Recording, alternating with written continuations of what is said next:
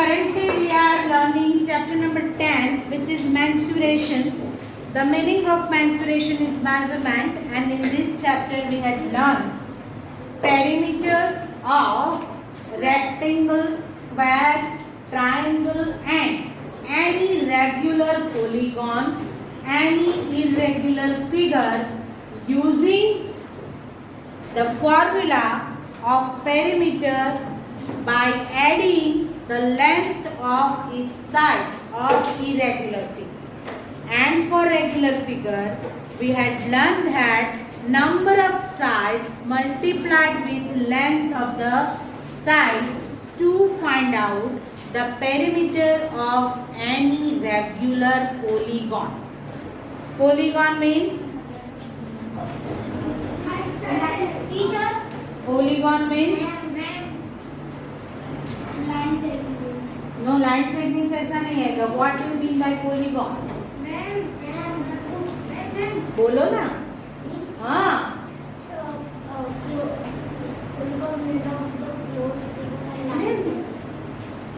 Polygon is a closed figure made up with line segments. Okay. Now, then after we had learned about the area using graph paper. How to find out the area of any regular or irregular figure using graph paper. Mohit, where is your book, beta? Hurry up. And then after we moved ahead with exercise number 10.3. And yesterday I had explained you about the question number 1, 2, 3 and 4. And I told them to complete this in your notebook. And I told to try 5 and 6 also by yourself. If you had done, then it's good. If not done, then let us discuss this now and then you people have to solve it. First of all, I would like to ask one question.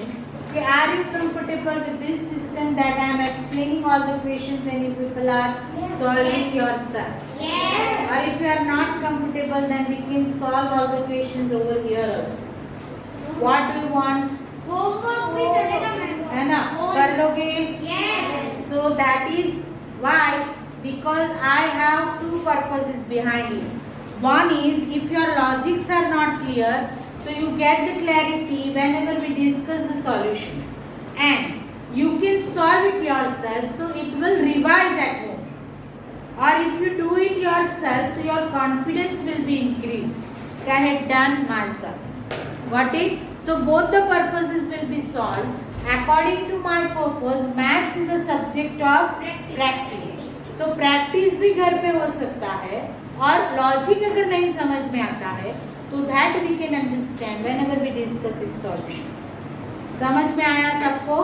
Yes. तो we will continue the same system.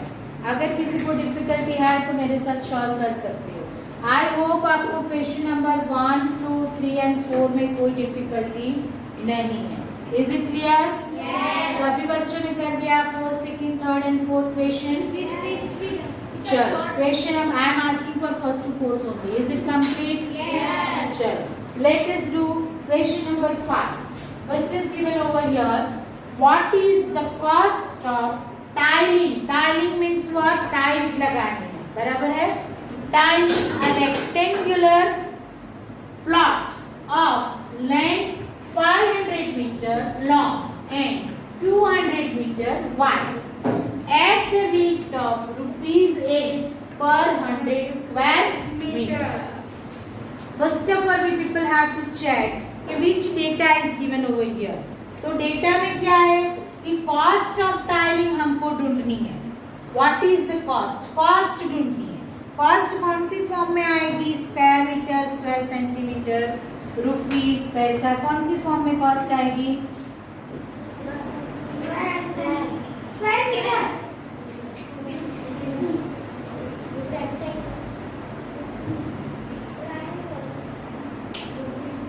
Cost हम किसकी cost? आप बाजार में कुछ खरीदने जाते हो तो कॉस्ट कैसे पे करते हो? रुपीस. तो इतना नहीं दिमाग चलता. Cost word is given over here. Cost किस में आएगी? कौन से फॉर्म में? तो फिर अब भी बताया मैंने कि सोच के आंसर दो. कोई बोल रहा है रेक्टेंगल, कोई बोल रहा है square metre. What is this यार? कॉस्ट ढूंढनी है. What to find, what is the cost. Cost किस में आएगी? रुपीज. तो फिर कॉस्ट रुपीज के फॉर्म में आएगी. और to find it out here, rectangular plot of land is given 500 meter and 200 meter is the measurement of the plot. So first of all, otherwise I am going to explain, I am not going to ask any question to your class. I am going to explain directly, not to ask anything to you. चलो, now rectangular plot है. So rectangular plot का area हमको ढूंढना है, which will be length multiplied by breadth, which is given over here 500 meter and 200 meter. So 500 multiplied by 200 meter और 5 multiplied 2 means 10. 10 के आगे मुझे 4 zeros ऐड करने हैं. So it will be 1 lakh square meter. अभी 1 lakh square meter ये हो गया because it is 500 meter long and 200 meter wide. So to find out the rectangular plot का area, ये area why we have to find, because the cost is given per square meter. एक square meter का ₹8 है. तो हमें total square metre पता होने चाहिए, तब भी हम उसकी टोटल कॉस्ट है वो ढूंढ सकते हैं. So that's why we find out first of all the area of rectangular plot, and that is 500 meter multiplied by 200 meter gives us 1 lakh square meter. या यहाँ पे आप स्क्वायर मीटर की जगह पे आप लिख सकते हो metre square. Now here the rate is given per 100 square meter. 100 square metre को टाइल्स लगाएंगे तो कितना खर्च होगा? ₹8. So we can write over here to tiling 100 square meter. How much rate? ₹8. या तो रुपीज ऐसे मत लिखो, habituate yourself to write down rupee in this symbol. ₹8. ठीक है? So to tile, how much area we have to tile? 1 lakh. 1 lakh square meter is equal to what? अभी ये watt वाला जो क्वेश्चन है यहाँ पे क्या करेंगे हम? Just pay your attention properly over here. So we want to find out these rupees हमको चाहिए. कितने का ये स्क्वायर मीटर को टाइल करने के लिए कितना खर्च होगा? लेकिन रेट जो दिया है which is given per 100 square metre. तो हमें क्या करना है? इसको पहले 100 स्क्वायर मीटर से डिवाइड करना है और फिर जो आंसर आए उसे 8 से मल्टीप्लाई करना है. But by putting this step, you students are not paying attention. By putting this step what to do, यहाँ पे क्या आएगा? तो ये दोनों का मल्टीप्लिकेशन आएगा और वो न्यूमरेटर में आएगा. कहाँ पे? न्यूमरेटर. तो 8 मल्टीप्लाई 1 lakh. ठीक है? और ये जो है ना उसको डिवाइड करना है इससे, इसीलिए वो कहाँ जाएगा? डिनोमिनेटर में जाएगा. और ये आपको समझ में आ गया कि कैसे हुआ? वाई? क्योंकि मुझे ये दोनों का डिवीजन करना पड़ेगा. वाई? बिकॉज रेट जो दिया है वो 100 स्क्वायर मीटर का दिया है. रेट जो दिया है वो 100 स्क्वायर मीटर का दिया है. ठीक है? तो 100 स्क्वायर मीटर का रेट दिया है, तो 1 लाख का कितना? ठीक है? तो मुझे 1 लाख को 100 से पहले डिवाइड करना पड़ेगा and then I multiply with it. तो वो याद रखने से बेटर है कि आप ऐसे स्टेप रखो, फिर ऐसे राइट साइड से एरो ले लो. और ये दोनों का जो मल्टीप्लिकेशन है वो always it comes in numerator और ये जो है वो always comes in denominator. Numerator denominator तो याद है ना सबको? चलो नाउ सिंप्लीफाई करो तो ये दोनों जीरो कैंसल हो जाएंगे. तो 8 मल्टीप्लाइड बाय 1000 तो यहाँ पे आ गया और विच इज रूपी. ये रूपी आया कि ₹8,000 is the cost to tiling the rectangular plot width measurement 500 by 200 meter. Got it? Clear हुए सब यहाँ पे? आगे बढ़े. क्वेश्चन नंबर आगे का दूसरा question number 6. A tabletop measures 2 meter by 1.5 1 meter and 50 centimeter. What is the area in square meter? So what to do here? Only just we have to find out the area of tabletop. Just to make us confused, they have given the measurement 1 meter and 50 centimeter. But it means that this is the given here 2 meter. We have to find out the area in square meter. So we need both the data in meter form. Okay? Now this is already given in meter. And here 1 meter 50 centimeter means what? 1.50 meter. ठीक है? 1.5 लो तो भी चलेगा, 1.50 लो तो भी not wrong. But decimal के लिए आपको ऐसे लेना है. अभी 2 मीटर उसकी क्या है? टेबल टॉप की 2 मीटर बाय 1.50 मीन्स व्हाट? इसको लेंथ भी ले सकते हो, इसको विड्थ ले लो, या इससे लेंथ ले लो, इससे विड्थ ले लो. It makes no difference because there is a multiplication and in multiplication commutative property is applicable. आप 3 मल्टीप्लाई 2 करो तो भी 6 आता है, 2 मल्टीप्लाई 3 करो तो भी 6 आता है. ठीक है? तो आप लेंथ और ब्रेथ कहीं पे भी ले लो, इट मेक्स नो डिफरेंस. तो just we have to multiply it with 2 metre. What it? अभी 50 मल्टीप्लाई 2, ये 50 150 लोगे तो 300 आएगा स्क्वायर मीटर. बट यहाँ पे डेसिमल है और after decimal there are 2 digits. So in the answer also we have to put the decimal after 2 digits but starting from right side. So 1 और 2 digit के बाद यहाँ पे 0 डॉट रखो तो आंसर क्या आया? 3 स्क्वायर मीटर. जब आंसर लिखते हो तब ये 0 दिखाने की जरूरत नहीं है बिकॉज आफ्टर डेसिमल 0 है तो it has no value. So answer क्या आएगा? 3 स्क्वायर और मीटर स्क्वायर. 2 नहीं बोलते उसको, मीटर स्क्वायर बोलते हैं. मीटर 2 बोलोगे तो it will be the wrong answer. Got it? जो ये क्वेश्चन तो सिंपल है, क्लियर हो गया सबको?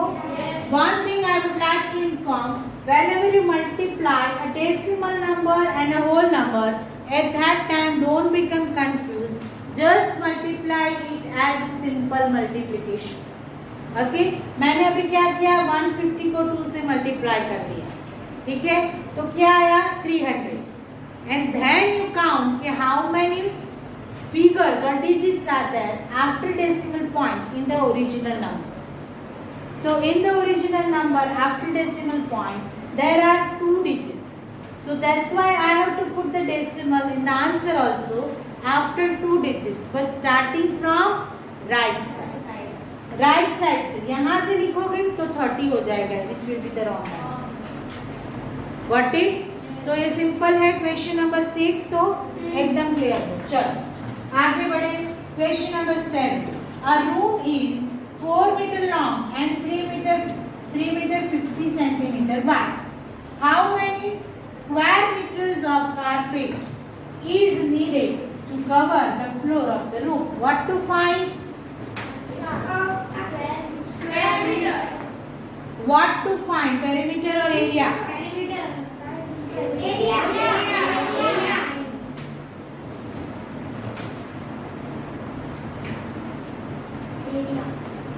क्वेश्चन जो है कि एक रूम है जिसका हमको मेजरमेंट दिया गया है 4 metre long and 3.50 metre wide. I am telling 3.50 metre है ना. 3 metre and 50 centimetre means what? 3.50 metre. उसकी लेंथ क्या है? लेंथ इज 4 मीटर एंड उसकी विड्थ जो है वो 3.5 मीटर है. दोनों मीटर में है. क्वेश्चन हमें पूछा गया कि how many square metres. So for that we have to check first that given data is in meter or not. So it is already given in meter. So that is confirmed that we can find out its area easily by multiplying it by putting the value in the formula to find out the area of the room. So first of all, what to write here? Area of room is equal to what? Length multiplied breadth. So 4 multiplied 3.5. अभी इसका multiplication करोगे तो मेरे हिसाब से क्या आएगा? 140 square metre आना चाहिए, फिर भी चेक कर लेना. 140 स्क्वायर मीटर आएगा. बट यहाँ पे डेसिमल पॉइंट के बाद एक डिजिट है, तो यहाँ पे 14.0 स्क्वायर मीटर आएगा. बराबर 14.0 स्क्वायर मीटर. ना यहाँ पे क्या पूछा है? How many square metres of carpet is needed to cover the floor of the room. तो पूरा रूम कवर करना है, तो आंसर क्या आया? 40 square metre carpet is needed to cover the. Clear हो सब? Second last bench, what are you doing बेटा? या यू आर आस्किंग यू, क्या लिख रहे हो? क्लियर हो सब? सिंपल है ये दोनों क्वेश्चन. क्वेश्चन नंबर 6 and 7, उसमें सिर्फ you have to find out the area by putting the value in the formula of rectangle. Area of rectangle is equal to length multiplied breadth. और वो उसमें वैल्यू रख के सिंपल मल्टीप्लिकेशन करो. जो भी मल्टीप्लिकेशन का आंसर है that is the answer of the question. In which question? Question number 6 and 7. Clear हो? चलो आगे बढ़े. Now question number 8. A floor is 5 meter long and 4 meter wide. A square carpet of size 3 meter is laid on the floor. Find the area of the floor that is not carpeted. मानी एक जो है पूरा एक floor है, एक area जो आप देखो, अगर मेजरमेंट से देखो तो 5 metre long and 4 metre wide means it is a rectangle. Okay, तो पहले क्या है कि एक रेक्टेंगल फ्लोर है इस तरह का, वो 5 मीटर लॉन्ग है एंड 4 मीटर वाइड.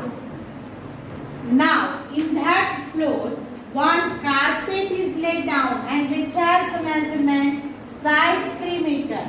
शेप क्या है उसका? स्क्वायर. तो मैं यहाँ पे एक स्क्वायर बनाती हूँ जिसका मेजरमेंट है 3 मीटर. ओके, और what to find? फाइंड क्या करना है? Find the area of the floor that is not carpeted. Area वो ढूंढना है जो जिसपे कारपेट नहीं है. तो ये वाला एरिया पूरा, this one we have to find out. ये स्क्वायर छोड़ देना है सिर्फ हम, बराबर है? तो स्क्वायर छोड़ के जो भी एरिया आता है वो हमें ढूंढना है. तो हम क्या करेंगे? पहले we have measure of the total area. ठीक है, तो first of all will found area of the floor. Floor का एरिया ढूंढो जो क्या आएगा? 5 मीटर मल्टीप्लाई 4 मीटर, तो it will be 20 metre square. Okay, ये आ गया पूरा एरिया. उसमें से इतना मुझे कट करना है. And what is it? किसका मेजरमेंट है? It is the measure of square carpet. ठीक है, तो मैं यहाँ क्या लिखूंगी? Area of square carpet is equal to side multiply side, because it is square, that's why side multiply side. So 3 meter multiply 3 meter gives us 9 meter square. क्या आएगा? 9 meter square. Now चलेगा, चलो. Now this one is the total area.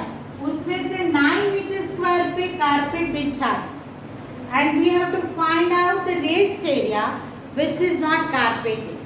Okay, so क्या करेंगे हम?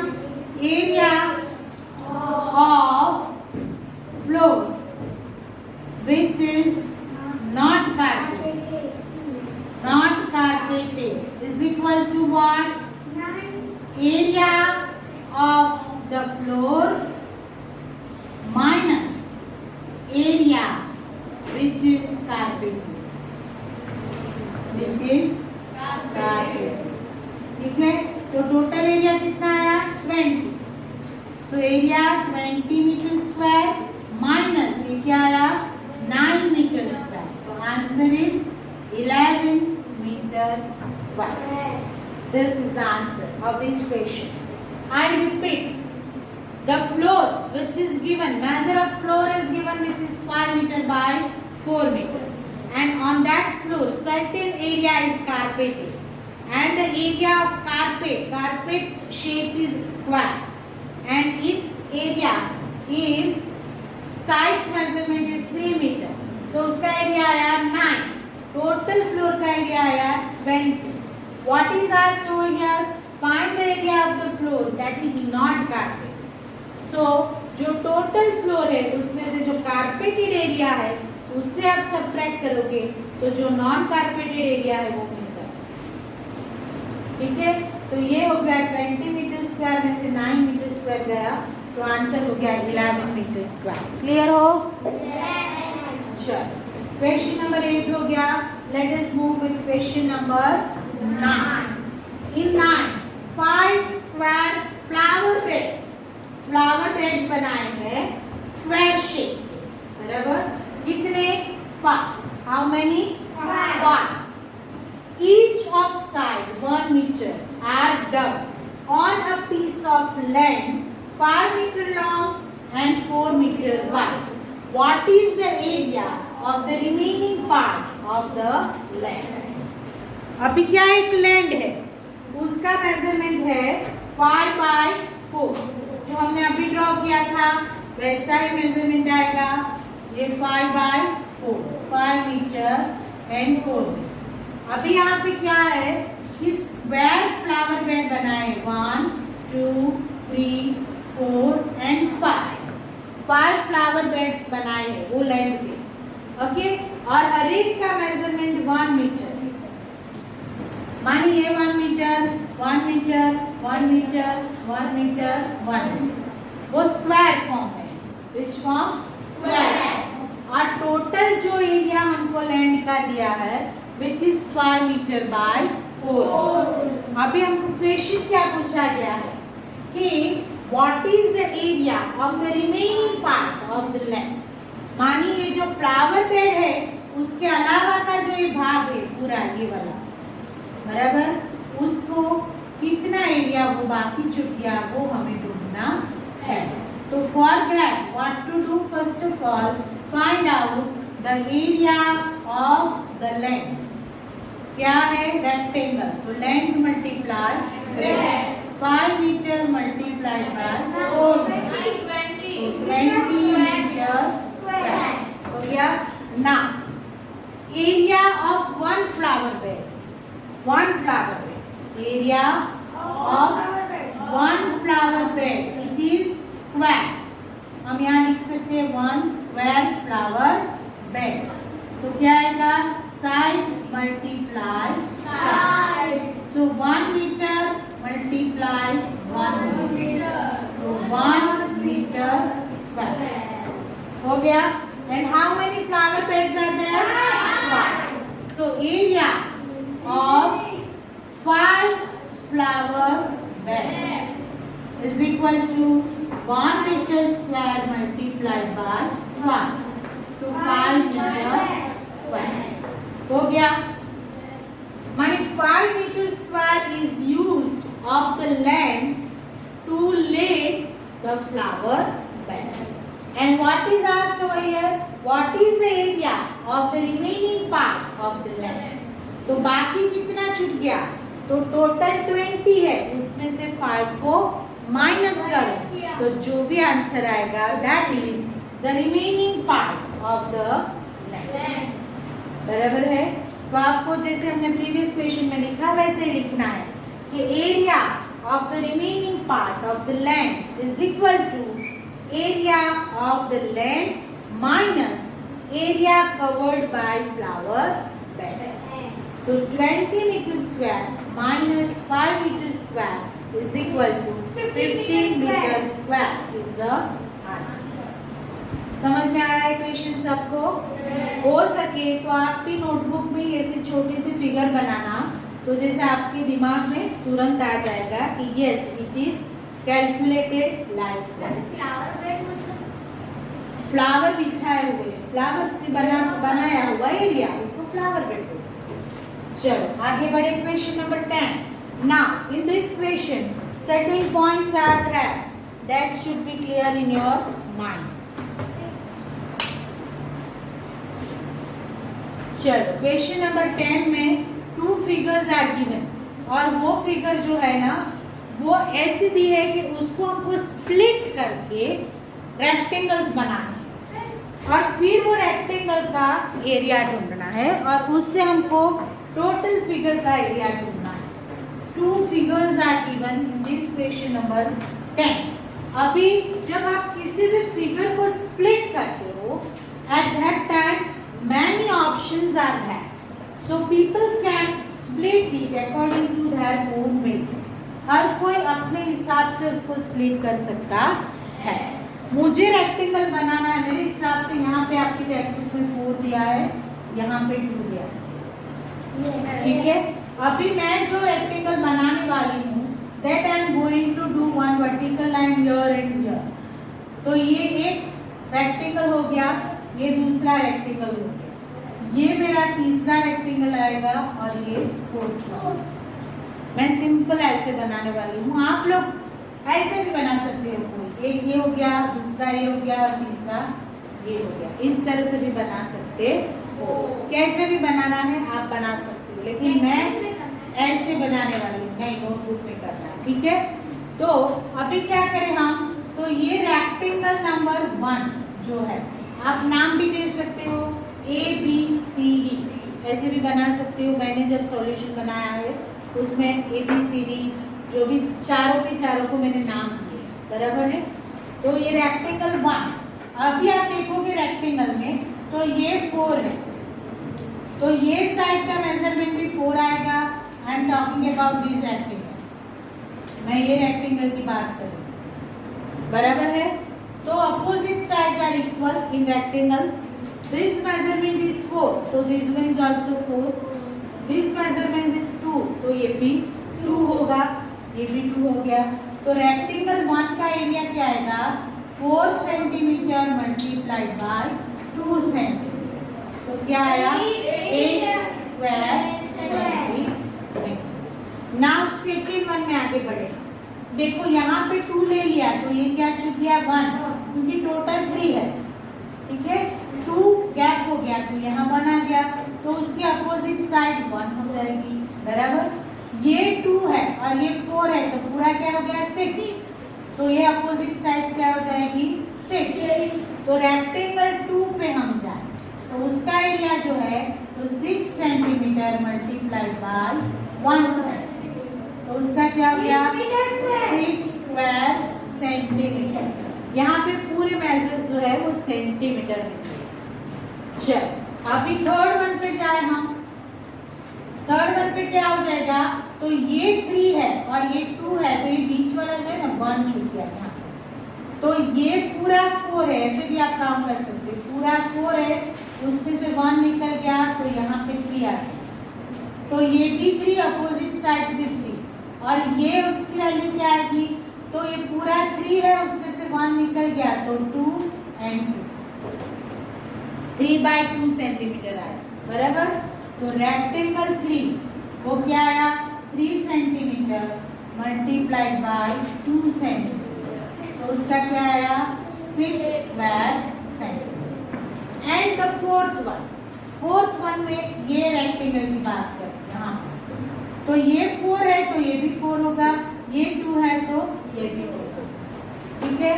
तो rectangle number 4 उसमें क्या होगा 4 सेंटीमीटर मल्टीप्लाइड बाय 2 सेंटीमीटर.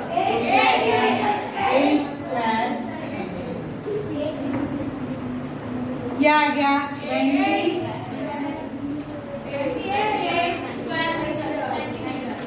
28 की 26, 28 square centimetre is the answer. ये हो गया, क्लियर हो सब?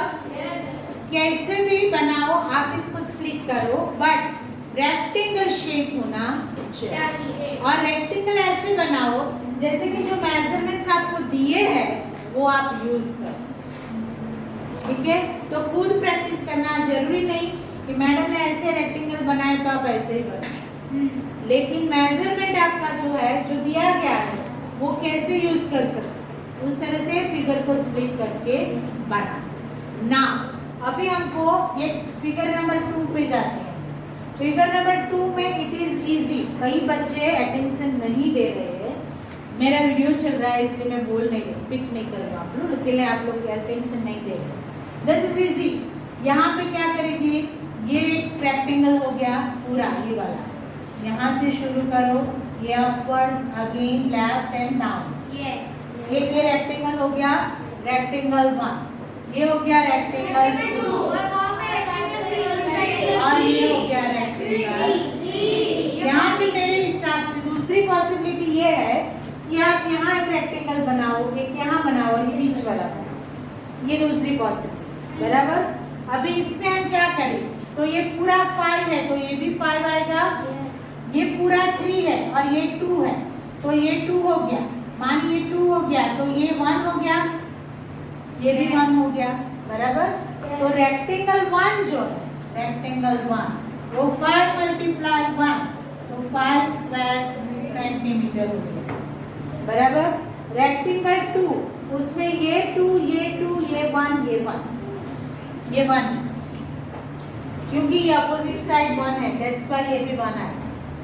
तो रेक्टेंगल 2 उसमें क्या आएगा, 2 multiply 1 so 2 square centimetre. And rectangle 3 same आएगा, देखो दोनों का शेप सेम है, 1 and 2। तो rectangle 3 is also 2 multiply 1 so 2 square centimetre. Add कर दो तो क्या आंसर आएगा, 9 सेंटीमीटर स्क्वायर। ठीक है, समझ में आया? तो question was given in this way कि by splitting the following figures into rectangles find their areas. So we have to find out the area covered by this closed figure. But how could we? Direct तो हम find नहीं कर सकते, तो जो sides का measurement दिया है उस हिसाब से इसको स्प्लिट करके रेक्टेंगल बनाते चलो और रेक्टेंगल का एरिया ढूंढते चलो, फिर उसको ऐड करो तो आपको total area covered by this closed figure you can get. Got it? So ये क्वेश्चन नंबर 10 तक आज आपको नोटबुक में कंप्लीट करना है। क्वेश्चन नंबर 4 तक आपने कल कर दिया था मोस्ट ऑफ स्टूडेंट्स ने। 5 से बाकी होगा तो 5 से लेके 10 नंबर मानी 6 questions you people have to solve today in your notebook. I will post the solution of whole exercise, but आज आपको 10 तक करो, 11, 12 कल हम डिस्कस करेंगे, फिर करेंगे, ठीक है? तो इट इज टुडेज होमवर्क।